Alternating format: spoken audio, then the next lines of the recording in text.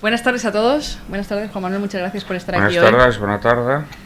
Mira, ya está bien eso. Muchas gracias a todos por estar aquí hoy en un día que venía nublándose, que estábamos un poco temiendo que nos cayera un poquito de lluvia. Pero yo creo que merece la pena estar aquí hoy. Juan Manuel de Prada es una de esas personas que yo creo que prácticamente no necesita presentación.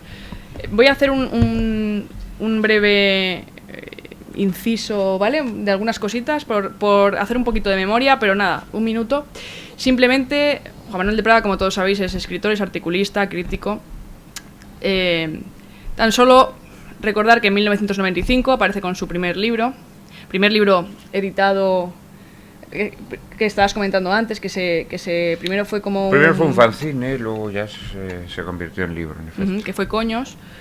Y desde entonces ha ido acumulando los premios literarios más prestigiosos de la actualidad. Con Las máscaras del héroe recibe el premio Ojo Crítico en Radio Televisión Española en el 96. En el 97 con La tempestad se hace con el premio Planeta, que se traduce a una veintena de idiomas. Luego con La vida invisible en 2003 recibe el premio Primavera y el premio Nacional de Narrativa. Y en 2007 El séptimo velo gana el Biblioteca Breve. Además recibiste el premio de la crítica de Castilla y León, ¿no? En 2005 me parece. Dos ocasiones. En dos ocasiones, sí. Con El séptimo velo y con El castillo de diamante. Y bueno, aparte de todos los premios que has recibido dentro de lo que es el periodismo literario.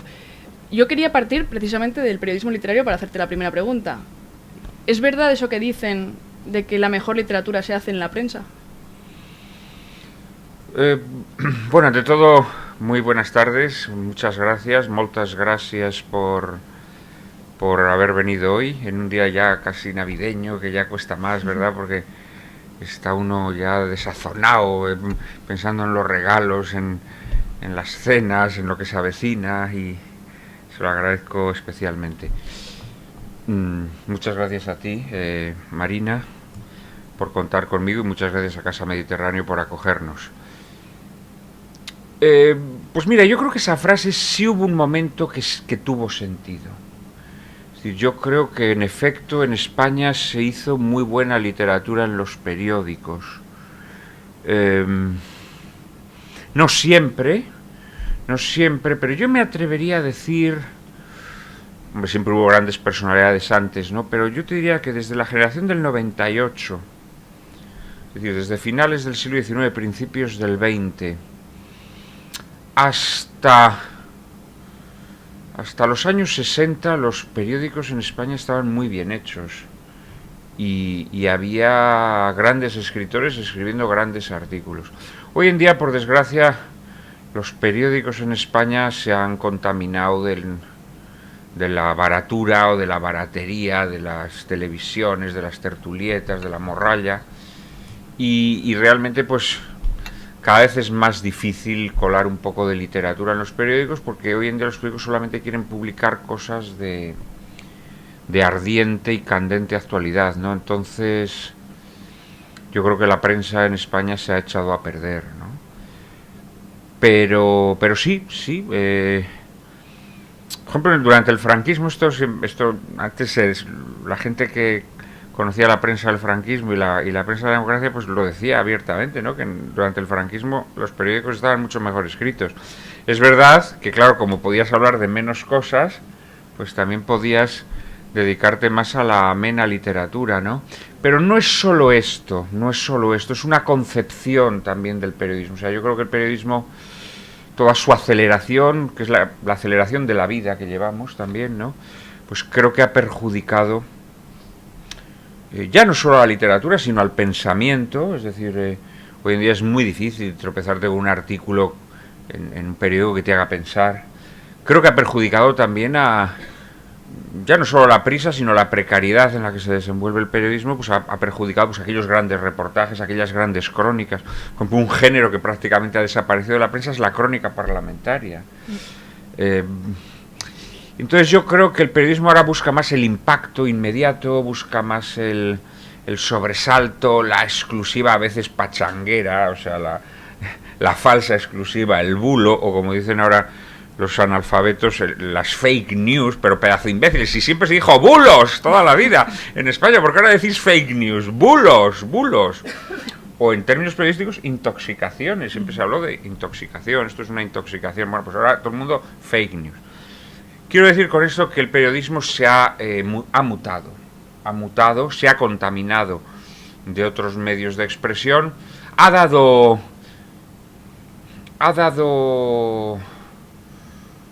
abierto sus puertas de una manera acrítica al tertuliano, que suele ser una persona, no nos engañemos, esto quizá la gente no se da cuenta, pero conviene recordarlo constantemente. El 90% de las personas que están en los programas de televisión y de radio son personas puestas ahí, bien por partidos políticos, bien por grandes empresas, bien por la conveniencia de los medios de comunicación, que les interesa estar bien con tal o cual otro medio, y por lo tanto van allí a soltar el catecismo que conviene al negociado ideológico al que ellos están adscritos, ¿no? Y claro, estas personas que van allí a soltar su morralla, luego la sueltan también en los periódicos. Claro, estas personas no tienen ningún tipo de inquietud literaria, ni filosófica, ni nada, no, ellos van allí a soltar el argumentario, como se dice sarcásticamente, ¿no? Es decir, las cuatro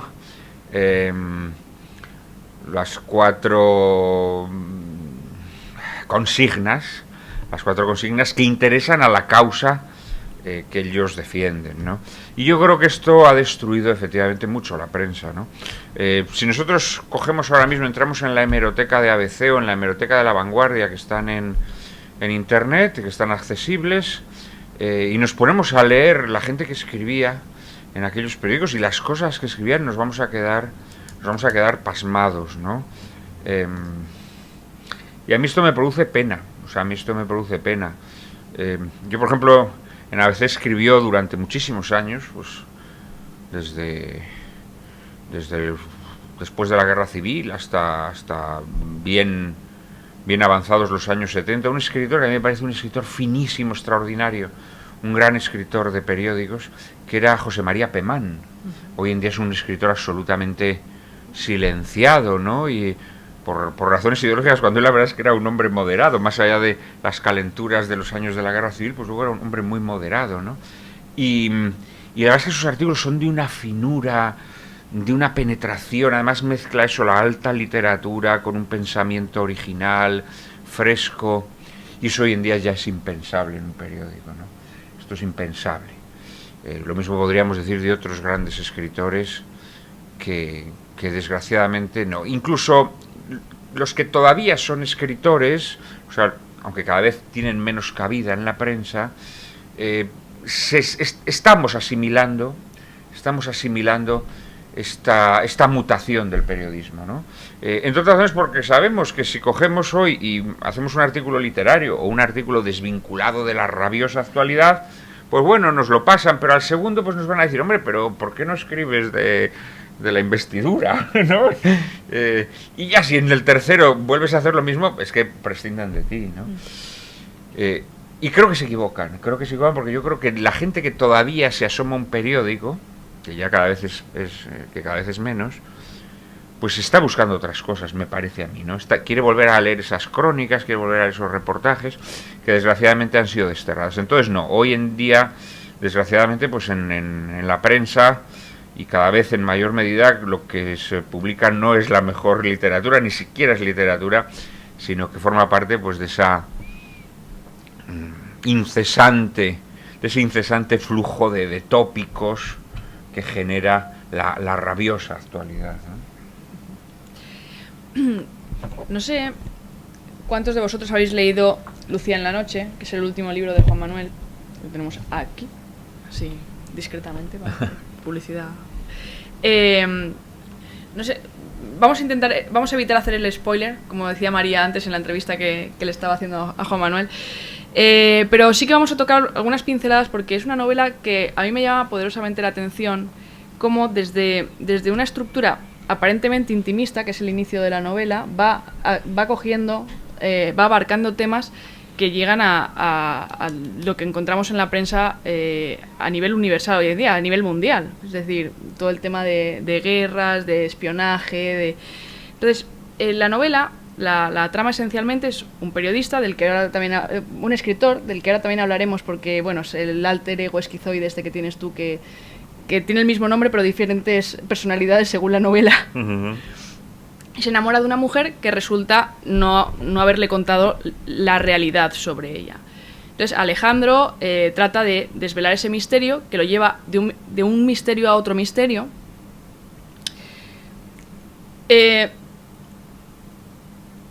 A misterios de la propia Lucía, a misterios de la sociedad contemporánea, ¿no? Entonces, en definitiva, estamos hablando de una novela de amor, porque él quiere desentrañar toda ese cúmulo de preguntas que él tiene acerca de esta mujer, pero nos vamos a encontrar con una novela muy social también.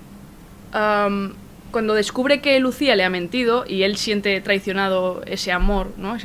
La realidad de ese amor que él siente por ella, él se dedica a buscar gente que la ha conocido para intentar construir un prisma de la realidad. Es un poco un esquema que recuerda un poquito a Ciudadano Kane. Sí, efectivamente es el mismo esquema narrativo. Uh-huh. De hecho, hay 3 elementos que yo creo que es para construir esta novela te has basado en ellos. Uno es Ciudadano Kane,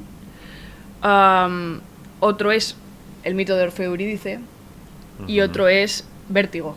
Uh-huh. Entonces, a mí me gustaría un poquito que nos hablases de cómo te viene esta novela a la cabeza y cómo, a la hora de crear la historia en tu mente y a la hora de llevarla al papel, porque luego también hablaremos de que no escribes a ordenador, que escribes en papel, estructuras de tal forma basándote en esos esquemas, ¿no? de estas historias. Bueno, vamos a ver, mira,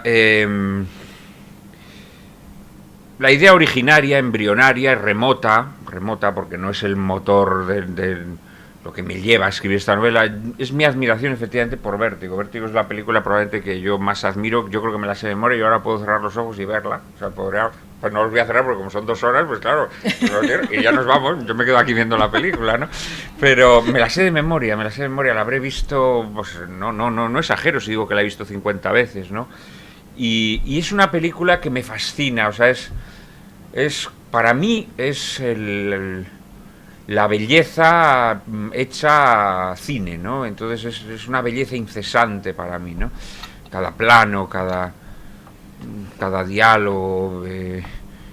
Yo de niño que quise ser como James Stewart, ¿no? Menos mal que quise ser como James Stewart y no como Orson Welles, ¿no? Porque si yo iba a querer ser como Orson Welles no entraría aquí en esta habitación, pero yo quise ser como James Stewart, para mí era el ideal masculino, ¿no? Y luego pues King Nova, que es esa fascinación que arrebatadora, es decir, es una película que me vuelve loco, los colores, esa mirada sobre San Francisco, esa capacidad que tiene Hitchcock para crear artefactos visuales únicos, es una belleza, ¿no?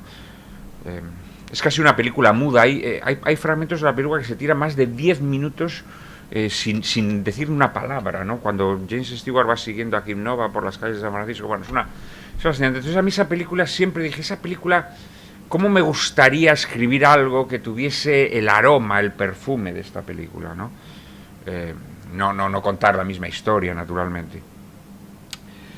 Y eso estaba ahí desde yo me atrevería a decir, no sé si desde mi infancia, pero por lo menos desde mi adolescencia, ¿no? Siempre esa idea estuvo ahí, ¿no? Y luego me ocurrió una vez una cosa verdaderamente muy impactante para mí. Yo, en un lejano país, que no voy a decir su nombre, pues conocí a una persona que se había visto metida en líos semejantes a los que Lucía se mete en esta novela, ¿no? Y me impresionó mucho, o sea, me impresionó muchísimo cómo vivía esta persona, en qué condiciones vivía, lo que era su vida, lo que tenía que haber renunciado y lo que le esperaba. Me pareció una cosa sobrecogedora, ¿no? Y entonces me di cuenta que podía contar por fin una historia que tuviese algo que ver con Vértigo a raíz de esta persona a la que conocí, ¿no? Persona a la que conocí que que me contó cosas de cómo se vio involucrada en el lío en el que se vio involucrada. Y claro, esto también es muy interesante, ¿no? Porque nosotros, por ejemplo, tú has mencionado antes, pues el espionaje, estas cosas, tenemos una visión absolutamente falsa de lo que es un espía, ¿no?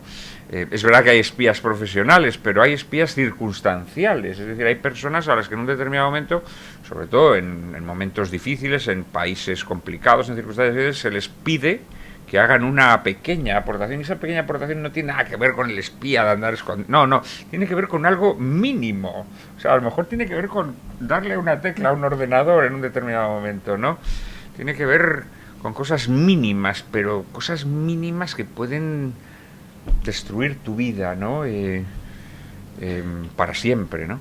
Y entonces, bueno, pues esta historia la acomodea esa vieja fascinación que yo tenía por Vértigo, aunque no busquen en la novela similitudes argumentales, sí hay similitudes en algunos conceptos o en algunas ideas fuerza de la película de Vértigo. Y luego, efectivamente, pues la fórmula narrativa se parece mucho a Ciudadano Kane, efectivamente, pues es recuperar la vida de una persona de la que se nos escapa lo fundamental, una persona llena de misterio, a través del testimonio de diversas personas que la han conocido en diversos momentos de su vida, ¿no? Pero bueno, esto ya fue una cosa una vez que yo concebí la historia, pues me di cuenta que era una manera de contarla, ¿no? Es una novela muy cinematográfica, no tanto porque trate de imitar un guión cinematográfico, sino bueno, porque es verdad que se alimenta mucho de esta fascinación mía por el cine. Luego el hecho de que se alternen capítulos en distintos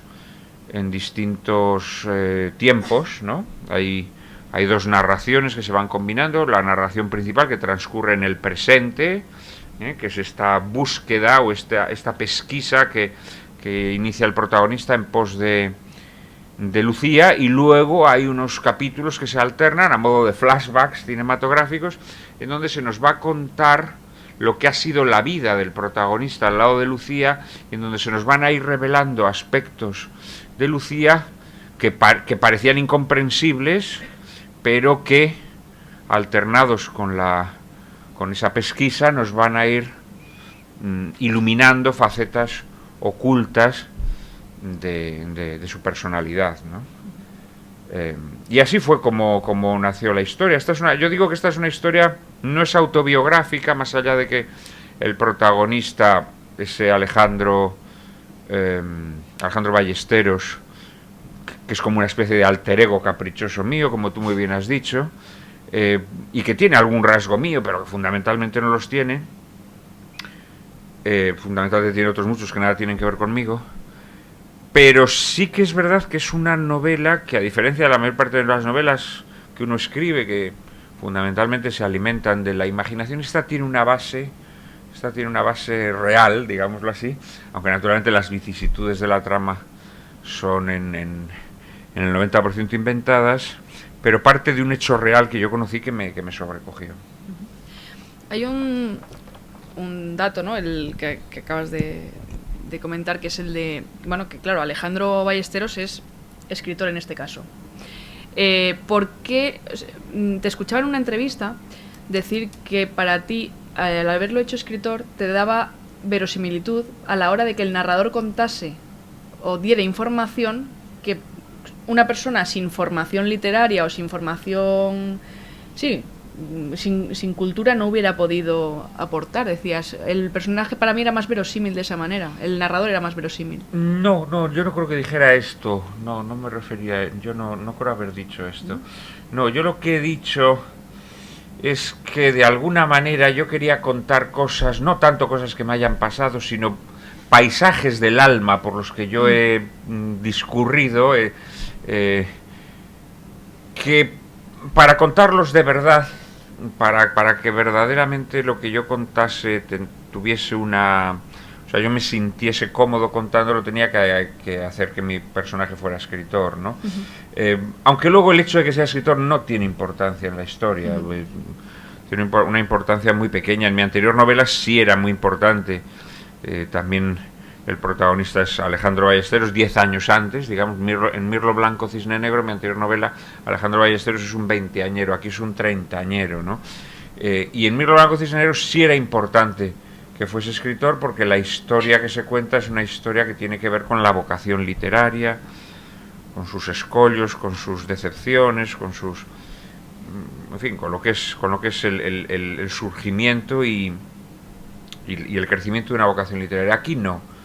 Aquí se parte de un escritor en horas bajas, se cuenta su transformación vital, pero a partir de ahí la historia que se nos va a narrar no importa que el protagonista sea un escritor o no. Pasa que sí que es verdad que yo quería contar cosas que a mí me han pasado, ¿no? Cosas que a mí me han pasado. Yo soy una persona, bueno, pues que acabo de hacer ya 49 años. Seguramente no soy muy viejo para los cánones actuales, ¿no? En donde la gente cada vez vive más, pero claro, ya soy una persona que me siento muy veterano en mi oficio, en mi vocación. Yo hace ya 25 años, ¿no?, que publiqué mi primer libro, y muchos más que empecé a escribir. Entonces, a lo largo de mi vida, pues he pasado por, como cualquier persona en su vida personal, pues pasas por muchos altibajos, pasas por momentos de gran exaltación y momentos muy luminosos en los que la literatura para ti lo es todo. He pasado también por momentos oscuros en donde la decepción, el hastío, la pérdida de confianza en esa vocación, pues te lleva prácticamente a no escribir, ¿no? Entonces, digamos que estos paisajes por los que he discurrido, pues me apetecía irlos contando en sucesivos libros y a medida que voy adquiriendo nuevas experiencias. Y esta es la razón fundamental, ¿no?, por la que elegí que el personaje fuera escritor. Luego, claro, el hecho de contar la historia en primera persona, pues sí, para que no sea extraño, es más coherente que sea un escritor, ¿no? Pero bueno, esta novela también se podría haber contado en tercera persona y por lo tanto ese problema se habría evitado. No, es más porque yo quería poner algo de mí en la historia, algo de mi verdad más escondida, digámoslo así. Hay otro tema, que es que esta novela la escribes con banda sonora. O sea, la escribes con Sí, música. sí. Ya partes de la primera del capítulo 0 prácticamente. Sí, el inicio, cuando Alejandro y Lucía se conocen y ella está cantando la canción de Maite Martín. Uh-huh. Y a partir de ahí, sobre todo, citas a un compositor que es Sostakovich. Uh-huh. Y que comentas que además, mientras escribías la novela, lo estabas escuchando realmente. Sí, escribí toda la novela escuchando a Sostakovich, que es un compositor que a mí me impresiona mucho, ¿no? Me impresiona, bueno, por su genialidad,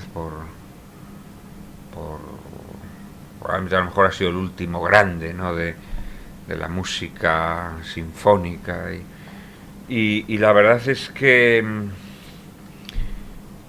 es una música espectral, es una música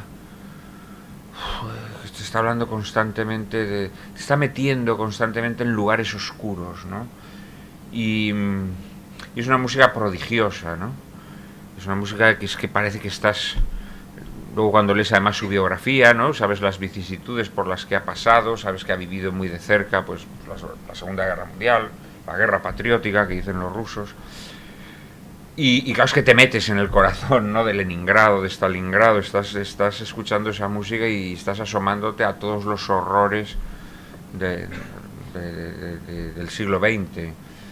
Y es una música que habla, pues eso, del dolor, del miedo, de esos aspectos que están presentes en nuestras vidas, en la vida de cualquier persona, pero que este hombre los ha sabido convertir en esa belleza tétrica que tiene su música. Y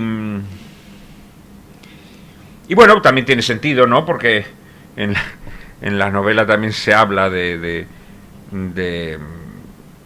cosas que tienen que ver con lo que fue la vida de Sostakovich, el estar siempre viviendo con miedo, ¿no? Este fue un hombre que vivió con miedo, porque era un hombre que primero fue represaliado por Stalin, pero que ante su genialidad, pues al final Stalin decidió convertirlo en el compositor oficial. O sea, entonces su vida fue verdaderamente una especie como de gran esquizofrenia, ¿no? En donde por un lado estaba lleno de miedo, por otro lado tenía que ser el propagandista del régimen. Y a mí esta situación para un artista me parece, claro, por una parte devastadora, pero por otra extraordinariamente fecunda, ¿no? Y claro, la novela también se está hablando de una persona que vive con miedo constantemente, ¿no? Y luego, bueno, la procedencia geográfica de Sostakovich también tiene un sentido en la novela, etcétera, etcétera, ¿no? Entonces, sí, tiene presencia en la historia, pero sobre todo tiene presencia en mi alma, digámoslo así, mientras escribí el libro.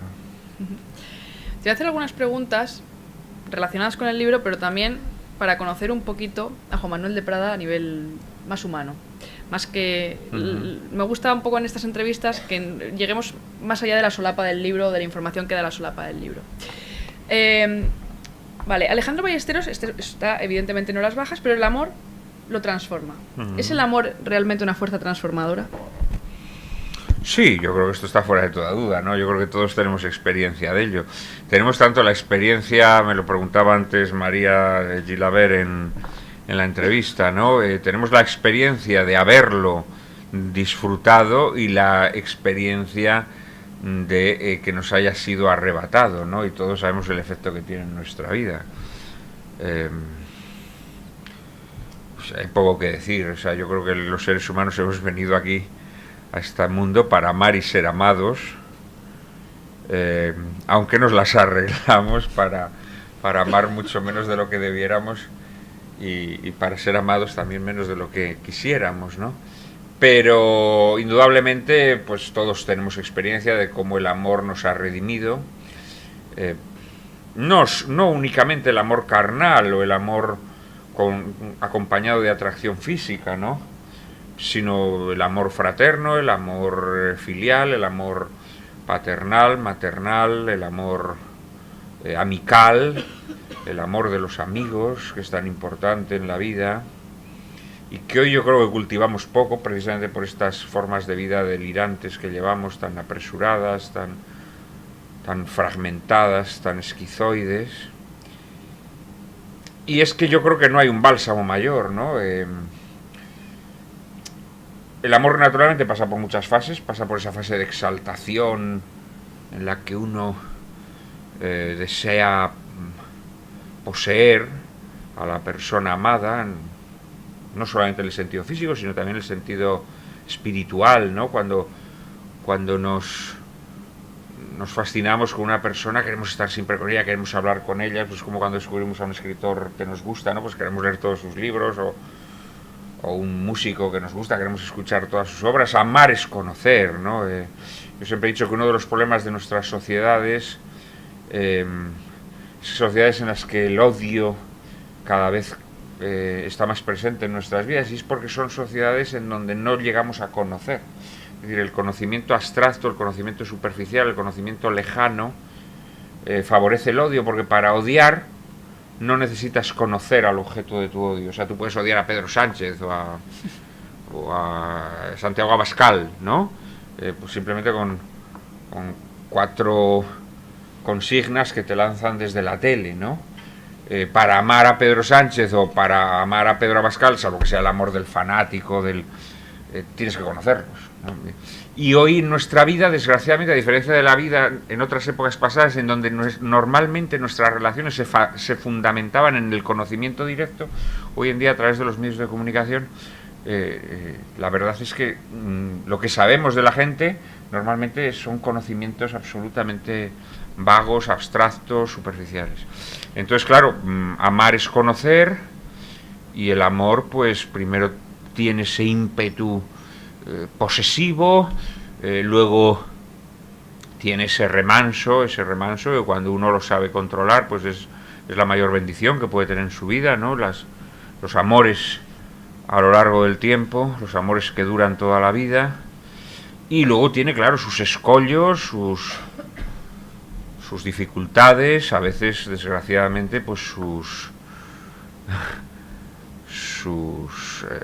asesinatos u homicidios, ¿no? Y desaparece y muere, y esto pues nos quiebra interiormente. Entonces sí, yo creo que el amor es una fuerza transformadora, y aquí podemos decir, como dice Lope de Vega en su célebre soneto, ¿no?, en el último verso, esto es amor, quien lo probó lo sabe, todos quienes hemos probado el amor sabemos cómo el amor nos ha transformado, y quienes han perdido el amor saben perfectamente que lo que han perdido, ¿no?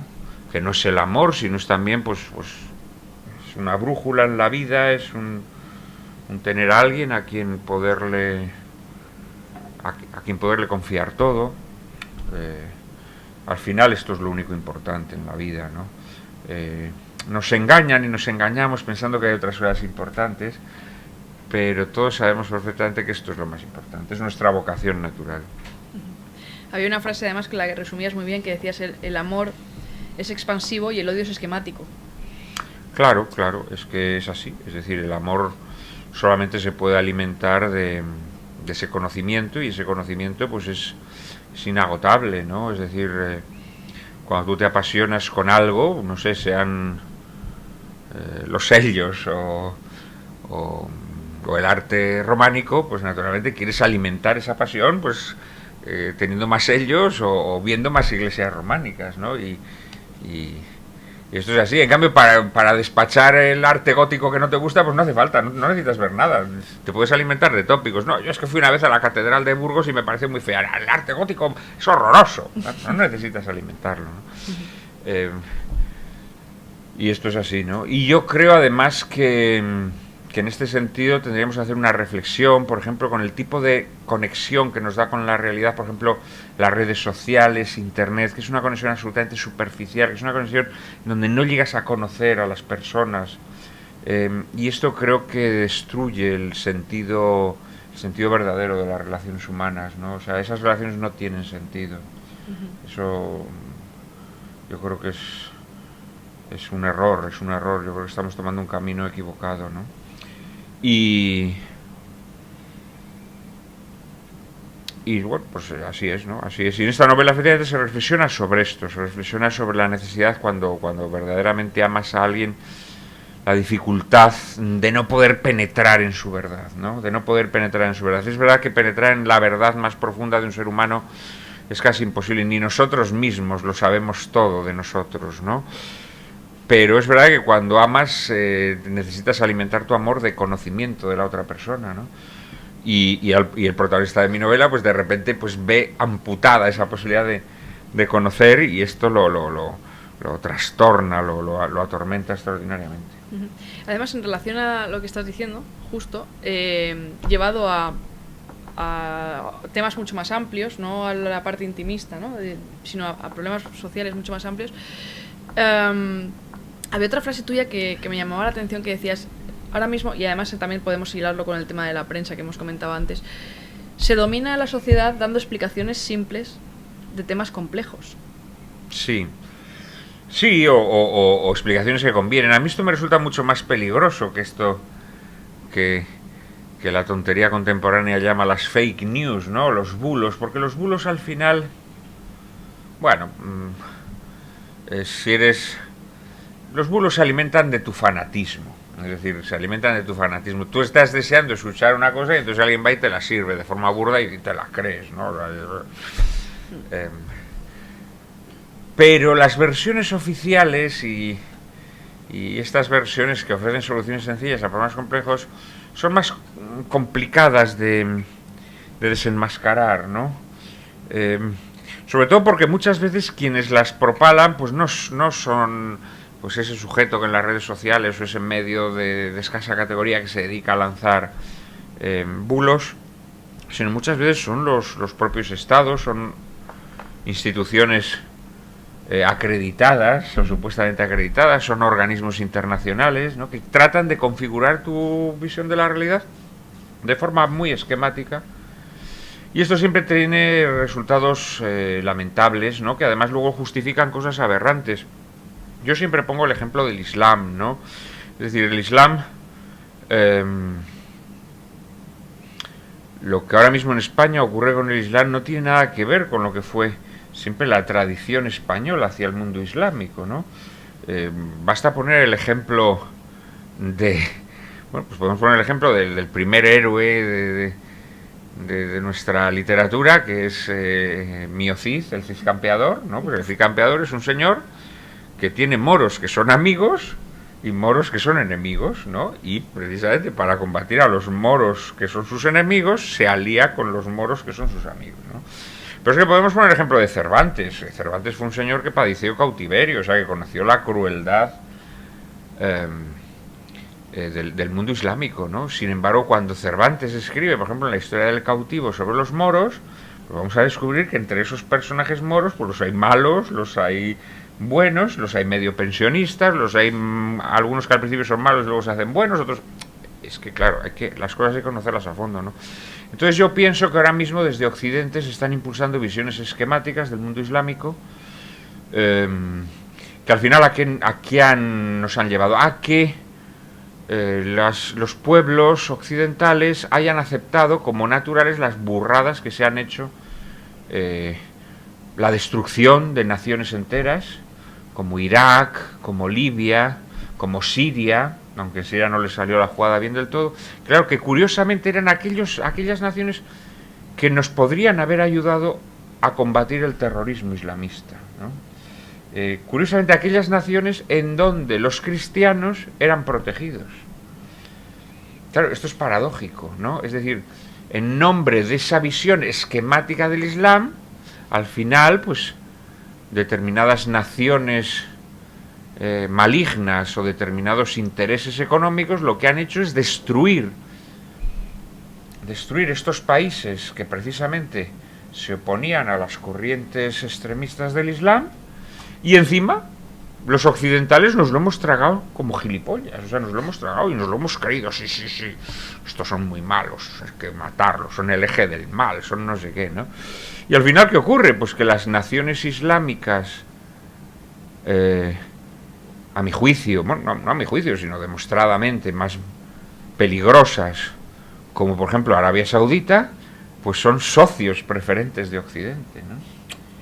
Y esto, claro, nos tendría que hacer reflexionar, y hoy, desgraciadamente, estas visiones esquemáticas se están imponiendo, ¿no? Y a mí me parece que esto es muy peligroso. O sea, yo, por ejemplo, la demonización del moro, aparte de peligrosa, es que es absurda por la situación geoestratégica de España. Y cuando desde ciertas posiciones ideológicas se hace esta demonización del moro así en general, hombre, habría que recordarles a Franco. Coño, no, Franco también era amigo de los moros. Franco no hubiera ganado la guerra sin el apoyo de los moros. O sea que, vamos a ver, seamos un poco serios. Hay que hacer distingos. Tienes que buscar a tus aliados en el mundo islámico. Naturalmente que sí, pero España más que nadie. Por su situación geográfica, también por su historia, ¿no? Y esto es lo que yo percibo que en estos momentos la gente no está dispuesta a asumir. Y esto es catastrófico. Porque las visiones esquemáticas no te conducen a nada. Te conducen a pensar que hay que tirar bombas sobre Siria y al final, ¿por qué estás tirando bombas sobre Siria? O sea, estás cooperando con el islamismo. Estás cooperando con los estados más criminales del planeta, como la mencionada Arabia Saudita y otras en las que no voy a entrar ahora. Y dices, hombre, habría que mirar las cosas de otra manera. Lo que pasa es que yo creo que uno de los graves problemas, antes lo estábamos hablando con el tema económico, el tema del plástico y demás, ¿no? Pues comentábamos que contra estas cosas solamente se puede combatir si la gente está dispuesta a cambiar de vida. Y ese cambio de vida exige un cambio de la economía. La única manera de acabar con el plástico es que la gente vuelva a una economía de cercanías. Que la carne que consume, o el jamón, o la fruta, o las verduras, se produzcan en su comarca, en su provincia, de tal manera que no tengan que ser envasadas, ¿no? Y por supuesto la gente tiene que renegar del comercio electrónico, la gente tiene que volver a comprar en los comercios de su pueblo. y los productos de su pueblo, de su tierra. ¿La gente está dispuesta a hacer esto? Bien, entonces podemos combatir todas estas cosas que todos esos personajes absurdos han estado discutiendo durante 15 días en la Cumbre del Clima. Si no estamos dispuestos a hacer eso, no las podemos combatir. No las podemos combatir. Porque la dura realidad, queridos amigos, es que en los últimos 10 años los fletes en el mundo se han multiplicado por 100 por culpa del comercio electrónico. ¿Estamos dispuestos a renunciar a eso, sí o no? Esta es la gran pregunta que nos tendríamos que hacer. Pero la dificultad para aceptar la complejidad de los problemas nos viene también marcada por el tipo de mundo en el que vivimos. Donde al final lo que se imponen son las versiones que interesan a los grandes bloques en los que vivimos inmersos, ¿no? Llámense Unión Europea, llámense OTAN, llámense esas cosas que llaman el globalismo, etcétera. Y al final somos como marionetas, ¿no? Que sí, que nos tragamos todo lo que nos dicen. Nos lo tragamos. ¿Y esto a qué nos conduce? ¿Esto a qué nos conduce? Es decir, si nosotros nos fijamos en lo que era el mundo islámico hace 20 o 30 años y nos fijamos en lo que es ahora, pues nos damos cuenta que todo lo que se ha hecho es un grandísimo disparate. Es un grandísimo disparate. Y que ese empeño loco y además falso por llevar la democracia. Pero vamos a ver, usted no tiene que llevar nada. Esos países tienen otra cultura. Respete a esos países que tienen tiranos. Sí, bueno, pues tienen tiranos. Tienen dictadores. Pues sí, pues España también tuvo un dictador durante 40 años y la podían haber bombardeado y reducido, ¿no? Y no, pues no la bombardearon. Y las naciones europeas, la realidad es que, bueno, pues fueron dialogando con Franco y fueron teniendo relaciones comerciales con Franco y lo fueron aceptando en las instituciones y bueno, pues luego se fue produciendo una transformación paulatina dentro del propio régimen franquista. Lo que no se puede es lo que pretender exportar tu forma de vida a lugares en donde esa forma de vida no tiene ningún arraigo, y que salvo que sean países traumatizados, pues pensemos por ejemplo en Japón, donde se hizo eso y funcionó regular, pero bueno, funcionó. Pero claro, eso en el mundo islámico es evidente que no funciona. Y mucho menos funciona si encima les tiras bombas. Funciona mucho menos. Entonces yo soy partidario, y esto en la novela también se percibe de alguna manera, ¿no? Yo soy partidario de que tenemos que quitarnos todas estas ideas esquemáticas, ¿no? Tenemos que quitarnos todas esas ideas esquemáticas. Tenemos que volver a un mundo multipolar, ¿no? En donde, por ejemplo, pues España pues sea soberana para entablar sus relaciones amistosas, comerciales con otras naciones y que pueda pues decir, pues hombre, pues yo considero que tal país islámico, pues un país con el que puedo tener unas relaciones de amistad estupendas y a lo mejor con este no. Y a lo mejor es que al final lo que estoy haciendo es construyendo fragatas y vendiéndole armas a un país islámico que lo que está haciendo luego es destruyendo otros países islámicos, ¿no? Estas cosas nosotros también como personas de a pie tenemos que reflexionarlas, no podemos aceptar estas visiones esquemáticas, ¿no? Que son muy peligrosas. Hilando de nuevo con el tema de la novela y de la parte personal que estamos abordando, ¿no? De la opinión personal, en la novela evidentemente juegas con la doble identidad, con la cara oculta de las personas. ¿Todos necesitamos una cara oculta o varias? No, no es que la necesitemos, es que la tenemos. Es que la tenemos y tenemos que convivir con ella, ¿no? Es decir, todos somos como, decía el ogro Shrek, decía, yo soy como las cebollas, tengo capas. Bueno, pues nosotros somos como el ogro Shrek, también somos como cebollas, tenemos capas y nos vamos despojando de más o menos capas dependiendo de la confianza que nos merezca aquella persona con la que estamos, ¿no? Y evidentemente al final hay un corazón en la cebolla que tal vez ni siquiera conozcamos nosotros, tal vez ni siquiera conozcamos nosotros. Muchas veces nos ocurre a nosotros mismos que tenemos reacciones que nosotros no podíamos prever, reacciones que no podíamos prever, y a todos nos ocurre a lo largo de nuestra vida, porque hoy en día con esta fanatización ideológica que padecemos, pues parece como que todos estamos hechos de una pieza, pero todos sabemos que no. O sea, todos sabemos que de repente hay algo en nuestra vida que dice, joder, pues yo pensé que pensaba sobre esto de esta manera, pero me estoy dando cuenta que pienso de otra, ¿no? Y esto nos ocurre constantemente. Entonces, no es que tengamos una cara oculta, es que, o sea, no es que tengamos que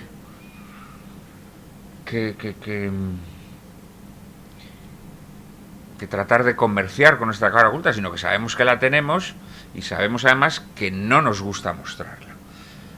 Evidentemente, y esto tiene mucho que ver con el amor, claro, cuando amamos a una persona estamos dispuestos incluso a conocer su lado oculto, ¿no? Que estamos dispuestos a conocer pues lo que esa persona amada hace en aquellos momentos en donde nadie lo ve, ¿eh? E incluso podemos llegar a encariñarnos con esas cosas que pueden ser lamentables o vergonzantes de esa persona que no se muestra naturalmente como es ante quienes no conoce o ante quienes solo tienen un conocimiento superficial de él, ¿no? Pero bueno, esto, como te digo, yo a mí me parece que es normal, ¿no? Otra novela mía que publiqué hace ya más de 10 años, se titulaba El séptimo velo, aludía precisamente también a esto, ¿no? Aludía que bueno, que de alguna manera en la vida somos como esa Salomé, ¿no? Que sale con sus 7 velos y bueno, nos vamos despojando primero de uno, luego de otro, luego de un tercero, dependiendo del grado de confianza que tengamos con quienes nos rodean. Pero apartar el séptimo velo a veces es muy doloroso para nosotros mismos. A veces apartar el séptimo velo nos obliga a enfrentarnos a ese lado oscuro que sabemos que llevamos dentro, pero que nos molesta reconocer, ¿no? Luego, por otra parte, también las formas de vida que llevamos también hacen que cada vez nos cubramos con más velos, ¿no? Este afloramiento de psicópatas que hay, por ejemplo, en las sociedades occidentales, yo creo que es producto de esto, ¿no? Es decir, yo creo que las sociedades antiguas, por ser sociedades más rurales, por ser sociedades más pequeñas, por ser sociedades más vinculadas, eran sociedades donde la gente se conocía más, y había, digamos, unos medios de control natural desde la propia vecindad. Yo todavía recuerdo cuando yo era niño que en el vecindario de la casa donde yo vivía todos los vecinos nos conocíamos, todos los vecinos teníamos relación. Yo ahora con los vecinos del edificio en el que vivo en Madrid no tengo ninguna relación, prácticamente, ¿no? Entonces era normal que un vecino fuera a otro a pedirle aceite, a pedirle sal, todas estas cosas, ¿no? Y se quedaban hablando durante horas en el descansillo, pasaban a la casa.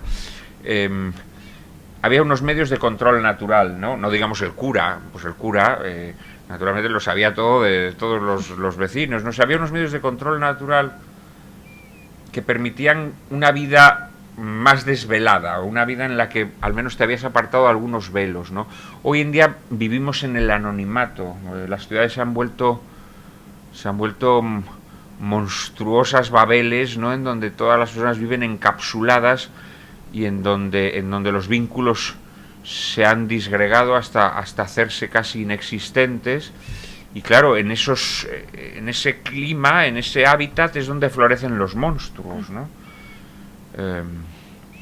Y desgraciadamente pues vemos constantemente como cada vez hay más monstruos. Claro, hay personas a solas con su ordenador, hay personas que están todo el día viendo porno, hay personas que están todo el día insultando en Twitter mediante identidades falsas, ¿no? O sea, es que claro, la desvinculación genera monstruos inevitablemente. De hecho, también has comentado muchas veces el tema de que vivimos en una sociedad en la que nos hemos alienado tanto, digamos, de nuestro entorno, que vivimos centrados en nosotros mismos. Vivimos centrados en nosotros mismos, alimentados por las redes sociales y por esa vida que nosotros construimos de cara a la sociedad, a lo que queremos mostrar, y que decías, me acuerdo de una entrevista que decías, es que la gente se pasa 4 horas en el tren mirando su propia vida en su propio Facebook, ¿no? Es decir, me alimento mi ego de mis propias publicaciones, ¿no? Y a mí eso lo que me llama la atención también es la coincidencia de esa fase de nuestra sociedad con el boom quizá de la autoficción. ¿Puede estar relacionado de alguna manera, tú crees? ¿O son dos temas que están totalmente separados? No, puede tener que ver, sí. Yo creo que vivimos en un estado de solipsismo constante, ¿no? En donde solamente nos importa nuestro ombligo, nos hemos convertido, es decir, nos hemos convertido en monarcas absolutos de un mundo en el que no hay nada salvo tú, ¿no? Este es el gran invento, digamos, de las sociedades liberales, consumistas, para destruir a las personas, pero haciéndoles creer que son más poderosas que nunca, ¿no? Es esta exacerbación del individualismo llevado hasta la locura que al final te hace creer que tú eres omnipotente, ¿no? Que te bastas a ti solo, que puedes vivir a solas con tu maquinita, con tu cacharrito, y montarte la vida a tu antojo. Porque en realidad toda esta hiperconectividad que nos rodea, que nos hace creer que estamos más relacionados que nunca, lo único que hace es meternos más en un gueto además cada vez más reducido. Pues nos apuntamos a Twitter y al final en Twitter solamente entablamos relación con aquellos que son de nuestra cuerda, con aquellos que nos van a reír las gracias o nos van a decir sí, guana, ¿no? Pero es que además ya una vez que tienes hecho tu grupito, tu pequeño gueto, si hay uno que no dice sí, guana, lo bloquea. O sea que al final te vas quedando ensimismado en ti mismo y en poca cosa más, ¿no? A mí sí me impresiona mucho. Hoy mismamente cuando venía en el tren, pues claro, 3 horas o casi 3 horas, y ves a gente que es que no para de toquetear el móvil, o sea, que es que no para, y dices, pero esta gente, ¿qué coños le pasa? Es imposible, tío, no eres tan interesante, entérate, no eres interesante, no eres único, no eres especial, estás diciendo mamarrachadas en el WhatsApp, estás diciendo gilipolleces que podrías no decirlas, podrías prescindir de ellas. Pero bueno, digamos que nos han tendido esta trampa, ¿no? Y así estamos, ¿no? Yo creo que el individualismo es una gravísima enfermedad social y creo que nos está destruyendo. Yo creo que nos está destruyendo, ¿no? Porque ha logrado cambiar totalmente nuestra forma de vida, ha logrado cambiar nuestros anhelos naturales, ¿no? Es decir, es muy impresionante, ¿no? Como cada vez hay más gente sola, como cada vez hay más gente que no se compromete nunca o se compromete a una edad muy tardía, como cada vez hay más gente que es capaz de vivir sin experiencias que hasta hace poco se consideraban primordiales y prácticamente constitutivas de la naturaleza humana, ¿no? Porque se nos ha metido este ideal de individualismo que además es muy destructivo, claro, porque te debilita, es decir, eso que se dice de la unión hace la fuerza, que parece un tópico, pero bueno, la realidad es que la mayor parte de las empresas humanas se logran en sociedades de servicios mutuos, ¿no? O sea, esa es la realidad. Lo otro, pues es una quimera de diosecillos que se creen omnipotentes y que luego descubren su fragilidad, su debilidad, y que son triturados. Yo creo que una de las razones por las que nuestras sociedades hoy generan tantas personas insatisfechas es precisamente porque son personas a las que se les ha empoderado con ese individualismo grotesco y que luego se tropiezan con la dura realidad, y están más inermes que nunca, ¿no? Y esto genera, pues, esta desvinculación genera, pues, muchos trastornos. Claro, nunca las consultas de los psicólogos y de los psiquiatras han estado tan abarrotadas como en nuestra época, ¿no? Esto es un drama. Te voy a hacer yo la última pregunta para dejar luego tiempo al público. A nivel tuyo, personal, interno, ¿qué diferencias encuentras entre el escritor de Coños y el escritor que ha escrito este último libro? Es decir, ¿cuál es la evolución personal que tú...? Es una evolución personal, o sea, te quiero decir, es que no encuentro tantas diferencias. Hombre, cuando eres joven, naturalmente, tienes menos oficio, y entonces al tener menos oficio la escritura es más un descubrimiento, es un descubrimiento. Eso tiene sus ventajas y sus inconvenientes, ¿no? Pues hay una mayor frescura, pero también hay una mayor inconsciencia, que a veces puede ser provechosa, pero la mayor parte de veces también es un poco gilipollesca, ¿no? O sea, hay una exaltación, un estado de efervescencia que te puede llevar a considerar que son aceptables cosas lamentables, ¿no? A medida que te vas haciendo viejo adquieres mayor oficio. El oficio tiene sus partes buenas y sus partes malas. El oficio te permite controlar mucho más el material con el que trabajas. El oficio, apoyado en la edad, en la experiencia, te permite tener un conocimiento mayor del alma humana. Entonces, por lo tanto, tus personajes van a tener más riqueza, van a tener más matices. Vas a poder hablar de cosas que cuando eras joven no podías hablar y lo tenías que sustituir por la brocha gorda, por el aspaviento. Ahora vas a poder entrar en la delicadeza, en el detalle. Pero el oficio también tiene sus peligros, que es la rutina. Es decir, yo pongo el piloto automático, ¿no? Eso le ha pasado a muchos grandes maestros, ¿no? Yo me atrevería a decir que muchos grandes escritores, pues a partir de un determinado momento de su vida, pues lo que han hecho es repetirse, poner el piloto automático, ¿no? Entonces, bueno, pues esto es así en todo escritor, y lo que tienes que mantener es la ilusión por tu oficio. Es decir, de alguna manera la vocación es como el matrimonio, ¿no? O sea, aunque tú te casaras con la mujer más hermosa del mundo, con la mujer más inteligente del mundo, con la mujer más amable, en el sentido de digna de ser amada del mundo, pues cuando te has acostado 100 veces con ella, deja de producirte la atracción física que te producía cuando era algo nuevo en tu vida. Entonces, o logras transformar eso en otra cosa, o todo se va a la mierda. Pierdes la ilusión por tu mujer, ¿no? Esto sirve también para el marido, vamos, quiero decir que yo hablo desde la perspectiva masculina, pero todos sabemos que esto ocurre, claro que sí, claro que sí. Entonces para seguir amando a esa persona, tienes que abordarla de otras maneras, tienes que mirarla con otros ojos, tienes que aprender a amar sus defectos, que esto es una cosa que en el deslumbramiento de los primeros meses o años no hace falta. Los defectos, los pones ahí, no importa, no importa, los defectos son como un kéfir, ¿no? Que a medida que pasan los años va creciendo y están ahí. Entonces, ¿aprendes a amar eso o no?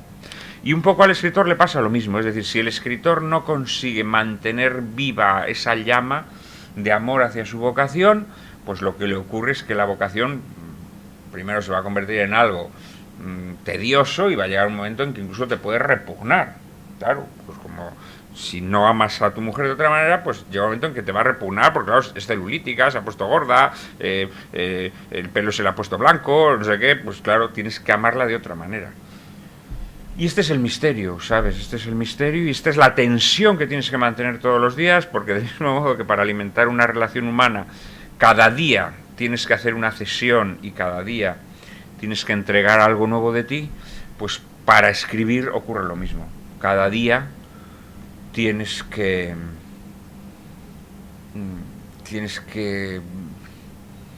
buscar algo nuevo en tu vocación, ¿no? O sea, yo siempre lo dije, yo siempre lo digo, ¿no? Yo, por ejemplo, soy un escritor que cada uno tiene sus dotes, sus virtudes y sus defectos, ¿no? Y hay cosas con las que parece que de las que parece que ya has nacido aprendido, ¿no? Y otras, en cambio, que te resulta extraordinariamente difícil no ya aprender, sino llegar a atisbar, ¿no? Pues yo, por ejemplo, desde joven tuve un talento verbal, o sea, una intuición metafórica o en la elección del adjetivo, sí, digamos, una predisposición, digamos, para la pirotecnia verbal, ¿no? En cambio, pues como es también natural, sobre todo cuando eres joven, porque tienes poco conocimiento del alma humana, pues se me daba mucho peor confeccionar personajes, bueno, que tuvieran su complejidad, que tuvieran su ambigüedad, su dificultad, ¿no? Entonces, ¿qué ocurre? Bueno, pues que a medida que te vas haciendo mayor, pues a lo mejor dices, pues a lo mejor no debo preocuparme tanto de la pirotecnia verbal y me debo preocupar más de construir personajes, ¿no? Pues lo mismo, oye, pues a lo mejor yo de mi mujer no debo preocuparme ya si se conserva rubia, porque evidentemente ya no es rubia, ahora ya es de bote, porque el pelo se le ha vuelto blanco, y a lo mejor me tengo que fijar más, joder, en que es una persona que tiene una sensibilidad especial en la que yo nunca me fijé, ¿no? Y que me cuesta mucho más captar, ¿no? Pues voy a esforzarme en eso. Y es así, es decir, yo creo que la relación con la vocación tiene mucho que ver con esto. Yo he conocido a muchos grandes escritores que habían dejado pudrir su vocación y se habían convertido en funcionarios de la literatura, ¿no? O sea, personas que ponían eso, el piloto automático, ¿no? Tenían una habilidad para seguir, pero que habían perdido esa vibración que uno tiene que mantener, esa llama que uno tiene que mantener viva, porque si no se pierde el misterio de lo que haces, ¿no? Y yo esto con altibajos, naturalmente, con altibajos, porque son muchos años de dedicación a este oficio y muchos muchos pasadizos por los que uno tiene que transitar a lo largo de la vida, y pasas momentos duros y pasas momentos de desaliento, pero digamos que en líneas generales y a lo largo de este tiempo y con esos altibajos he logrado mantener la pasión por mi vocación, ¿no? Y esto es de lo que más gracias doy a Dios, porque esto es lo que yo sé verdaderamente complejo para un escritor. Lo otro, pues sí, hay una evolución natural, concedes importancia a otras cosas, ¿no? Pues por ejemplo eso que te decía yo antes, ese chisporroteo verbal que al principio pues lo era todo, ¿no? O sea, yo me ponía a escribir y era como Ramón Gómez de la Serna, pues iba ensartando greguerías, metáforas en cada línea, ¿no? Pues hay un momento en que eso, sabes que si lo siguieras haciendo sería devaluado, ¿no? Porque te repetirías, ¿no? Entonces tienes que explorar otras vías que sabes que a lo mejor te llevan por caminos que al final van a desembocar en una región que no es la tuya, pero el escritor aprende mucho de los caminos equivocados, ¿no? Y tiene que explorarlos todos y tiene que seguir luchando. Pues hombre, yo naturalmente hoy en día no escribiría coños, ¿no? Entre las razones porque sería ridículo. Ese libro tiene sentido cuando tienes 24 años, pero no cuando tienes 50, ¿no? Cuando tienes 24 años es un libro mordaz, es un libro provocador, es un libro juvenil. Si lo escribes con 49, pues se convierte en el libro pues casi como de un viejo verde, ¿no? Este tío que hace aquí ahora. O sea, yo creo que cada cosa tiene su momento, ¿no? Pues muchas gracias, Juan Manuel. Vamos a un par de preguntas del público, 3 como mucho por la hora. Y Anímense. por allí detrás tienen el micrófono, o sea que... ¿Quién quiere preguntar? No se corten. Ahí hay un señor que levanta la mano. Muy bien. Siempre el primero es el más valeroso. Bueno, siempre da gusto escucharle. Yo quería preguntarle, ¿es un escritor que siempre tiene historias en la recámara? Es decir, cuando uno ha escrito ya esas 10, 12 o las novelas que haya podido ya escribir, siempre tiene... Acaba Lucía en la noche y dices, bueno, a ver, ¿de qué me pongo a escribir? O siempre tiene 6, 7, 8 historias ahí que en algún momento cree que va a coger, que le apetecería escribir, y siempre tiene para mantener esa llama algo ahí. O ahora llega un momento que dices, bueno, tengo que empezar con la siguiente, a ver de qué escribo. Hay momentos de sequía y hay momentos incluso en el que efectivamente pues no tienes ninguna historia y te cuesta mucho escribir, ¿no? Yo me tiré más de 5 años sin escribir novela. Que coincidió con un momento muy duro en mi vida, un divorcio devastador, muy destructivo, en el que realmente pues apenas tenía capacidad pues para escribir las cosas de encargo, ¿no? Los artículos y demás, ¿no? Y fue una fase muy autodestructiva a la que de algún modo aludo en esta novela, ¿no? Pero luego precisamente pues el descubrimiento del amor, ¿no? Pues me convirtió en una persona muy fértil, ¿no? Y durante unos años pues de repente se me ocurrieron un montón de historias que guardo ahora mismo en la recámara, ¿no? Y de las que tengo que disponer en los próximos años, si Dios me da salud. Lo que pasa es que luego también se te cruzan cosas que no te esperabas y esto también ocurre, ¿no? Es decir, hay veces que se te imponen historias, se te imponen historias. Yo ahora mismo, por ejemplo, estoy escribiendo un libro que no es una novela, no es una novela para desazón de mis editores, que no quieren libros que no sean novelas, pero me ocurrió una cosa muy curiosa. Yo hace 20 años publiqué un libro que se llamaba Las esquinas del aire, que era una novela o un libro un poco híbrido, mitad novela, mitad biografía, ensayo, en torno a una escritora, una poeta catalana, feminista, deportista, una mujer que alcanzó gran celebridad en los años 30, que llegó a ser directiva del Fútbol Club Barcelona, campeona de lanzamiento de jabalina, campeona española de lanzamiento de jabalina, y además poeta, periodista, reportera de guerra, una vida verdaderamente fascinante, ¿no? Entonces yo en aquel momento aquella mujer la encontré todavía viva, nonagenaria, pero todavía viva. Entonces fui a conocerla y ella me contó su historia, sobre todo la parte de su historia que no se podía conocer en las hemerotecas, que era su exilio, ¿no? Ella se va al exilio en el año 39 y se tira 40 años prácticamente fuera de España. Luego cuando vuelve a España pues prácticamente se recluye en un pequeño pueblo de Barcelona y ahí se tira 20 años viviendo en el más absoluto anonimato, ¿no? Entonces yo conté su vida hace 20 años, basándome sobre todo en lo que ella me había contado, ¿no? Basándome en lo que ella me había contado. Y ahora hace un par de años pues me propusieron hacer una antología de la obra de esta mujer.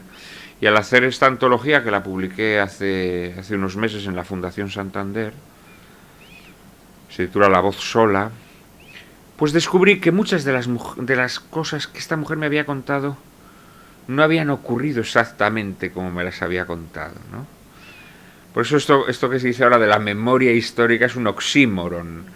La memoria nunca es histórica y la historia nunca se puede fundar en la memoria de las personas, porque siempre, como es natural, tratamos de embellecer nuestra propia vida y nuestra propia memoria, ¿no? Y entonces yo me di cuenta que, claro, ahora todo lo que hay, si uno entra, por ejemplo, en la Wikipedia, pues todo lo que se cuenta de esta mujer está basado en mi libro, porque esta mujer no había dejado rastros, su memoria estaba perdida, ¿no?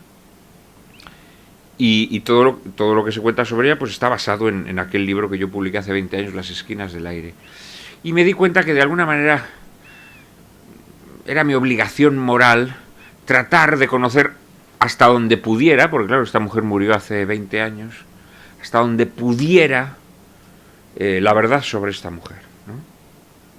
Y entonces pues me puse a investigar, y he descubierto un montón de cosas en los archivos franceses, sobre todo en Estados Unidos. He conocido a muchas personas que la trataron, que todavía están vivas. He descubierto aspectos de su vida que ella no me contó, que no la hacen ni mejor ni peor, pero bueno, su vida cambia, digámoslo así, ¿no? Su vida cambia. Y entonces ahora es lo que estoy escribiendo, que será un libro que probablemente pues tendrá menos eco que una novela, pero era el libro que yo necesitaba escribir, el libro que se me impuso en un determinado momento, ¿no? Yo tenía una cuenta pendiente y tenía que saldarla, ¿no? Y luego pues tengo otras novelas, sí, que quiero escribir, y que no sé si voy a poder escribir, y probablemente a lo mejor pues me muera sin escribir algunos de los libros que me gustaría escribir, porque se me interpondrán otros en los que yo no había pensado y que en un determinado momento te obligan a tomar un camino en el que no habías pensado, ¿no? Bueno, hoy por hoy afortunadamente puedo decir que no me faltan las historias, que no se me ha muerto la imaginación, pero también pienso que puede llegar un día en que esto me ocurra, ¿no? Ojalá no sea así, pero puede ocurrir. Digamos que también a lo largo de estos pues más de 30 años que llevo escribiendo, también me he dado cuenta que efectivamente hay momentos en los que te quedas muy seco, ¿no? A mí en líneas generales me ocurría más en la juventud. En la juventud, al acabar un libro, solía quedarme muy seco. Creo que tenía que ver también con una tensión en la que yo vivía respecto a mi vocación, que hoy afortunadamente no tengo. Hoy la convivencia con mi vocación es más amable, digámoslo así, es más apacible. Y esto hace que cuando acabo un libro no termine con esa sensación de sequía con la que terminaba cuando era joven, ¿no? ¿Alguna pregunta más? Una última pregunta por el tiempo. Ahí ese señor. Bueno, buenas noches, me ha gustado mucho su charla. Muy buenas noches. Quiero hacer una pregunta más que nada como usted, como amante del cine. Que me diga si a voleo 5 películas que a usted le han gustado, o 4, da lo mismo. No que me diga las que usted cree que son las mejores, sino 5, por curiosidad, a ver si coincide con alguna de las que son de las 5 mías preferidas. Pues hombre, se refiere de toda la historia del cine. De toda la historia del cine. Pues hombre, vamos a ver, pues le podría mencionar, desde luego, Vértigo, a la que antes aludí. Le podría mencionar alguna de Chaplin, seguramente Luces de la ciudad, yo soy muy sentimental. Luces de la ciudad. Le podría mencionar Fort Apache de John Ford. Le podría mencionar Espartaco de Stanley Kubrick.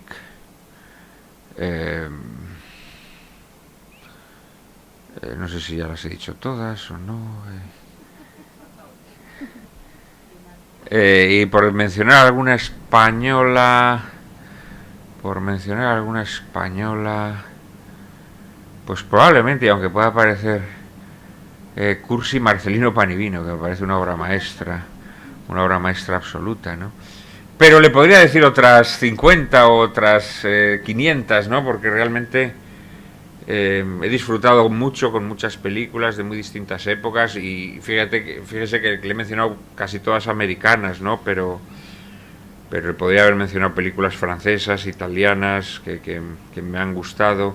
Y luego hay otras muchas que no son grandes películas, pero que en un determinado momento he descubierto en ellas grandes virtudes, ¿no? Yo publiqué hace poco un libro que se titula Los tesoros de la cripta, en donde hago críticas de películas desconocidas, de películas poco valoradas, que a mí me parecen seguramente no obras maestras, pero que todas ellas tienen aspectos muy interesantes, ¿no? Una de las cosas que uno también aprende a medida que aprende a amar el arte, la literatura, el cine, la pintura, pues es como cuando eres padre de muchos hijos, ¿no? Que al final a los que más quieres son a los hijos tontos. O sea, si tienes un hijo tonto dices, joder, es que en el fondo es más digno de ser amado, ¿no? Porque, bueno, pues es menos despierto, porque tiene alguna tara física, porque es más corto, de entendederas, pero, joder, desarrollas un mayor amor hacia él. Y a veces también esto nos pasa, ¿no? Con las películas o con los libros, que no solamente aquellos que son perfectos nos gustan, sino que también incluso en esa película que es aparentemente catastrófica, pero tiene algo, tiene ese personaje, tiene esa secuencia, tiene esa frase que te emocionan o te hacen reír. Entonces es complicado decir 5 títulos. ¿Coincidió en alguno con usted o no? No. Bueno, en Espartaco bien, ¿no? Yo si quiero digo las 5 que más me gustan a mí y usted las puede valorar. Por ejemplo, Taxi Driver. Magistral. Una película, Scorsese es un director que me vuelve loco. Que en inglés se llamaba Foreign Affair, que es de Billy Wilder, que es Berlín Occidente, que es como un documento, es una comedia, pero está hecha en Berlín en el año 1948 y se ve todo Berlín destruido. Pero esta es una película con Marlene Dietrich, ¿no? Sí. Y con Spencer Tracy, ¿no? No, Marlene Dietrich no me acuerdo los nombres de él. Sí, conozco esta película, sí. Por ejemplo, Española Plácido. Ajá, muy buena. Y luego otras 2 películas, bueno, pues por decir un clásico del oeste era Horizonte de Grandeza, ¿no? The Big Country. Ajá. Y quizás otra, pues, novela negra, de James Ellroy, pues Los Ángeles Confidential, ¿no? The Confidential. Ah, Los Ángeles Bueno, Confidential. Sí, 5, sí, muy buena película también. Pues claro. Pero claro, dice cine negro. Yo no le he dicho ninguna de cine negro, porque claro, es que hay películas maravillosas. Sed de Mal, de Orson Welles. Yo qué sé. Hay una película maravillosa de cine de serie B o casi Z, de cine negro, que se llama The Tour, que es una película de Edgar G. Ulmer. Es una película prodigiosa, una película de apenas 1 hora, hecha con 4 duros, pero que es una joya del cine negro, ¿no? Bueno, en fin, tantas y tantas. El cine, que yo creo que ahora es un arte en decadencia, ¿no? Y que de hecho pues ahora la gente ya solo ve series, que a mí por cierto las series en general no me gustan. No me gustan. Como escritor les veo muchos problemas narrativos, muchas digresiones, muchos saltos que no son verosímiles, en fin. Pero el cine es impresionante la cantidad de obras maestras que ha dado, ¿no? Es una modalidad artística que indudablemente en el siglo XX ha sido la modalidad artística que más obras maestras ha dado, ¿no? Y que podríamos estar, pues claro, usted tampoco ha hablado del cine francés, del cine ruso, del cine japonés, del cine que están llenos también de películas maravillosas, ¿no? Es así, el sí, cine. Yo me acuerdo cuando yo era niño, mi padre siempre hablaba de una película rusa, ¿no? La balada de un soldado, que es una película muy complicada. Bueno, es que La balada de un soldado, no me doy cuenta yo de esta película. ¿De quién es? No me acuerdo, porque yo era un niño y la vi, pero no me acuerdo. Que era, bueno, un soldado que va, un amor, o sea, que un soldado ruso que encuentra una chica, pues se tienen que separar, ¿no? Y la madre iba todos los días al camino a ver si volvía el hijo de la guerra, pero nunca vuelve, ¿no? O sea, es una película muy, bueno, rusa, pero de los años 40. Bueno, yo creo que aquí en España no se estrenó porque yo la vi fuera de España. Bueno, muchas gracias por satisfacer mi curiosidad. Muy bien. Bueno, muchas gracias a todos por estar aquí hoy. Muchas gracias, Juan Manuel, por esta charla, por venir. Os recuerdo que fuera está el puesto de la librería 80 Mundos, mejor librería de España 2019. Por si queréis comprar algún libro para que os lo dedique, no perdéis la oportunidad. Muchas gracias de nuevo. Estupendo. Gracias a todos.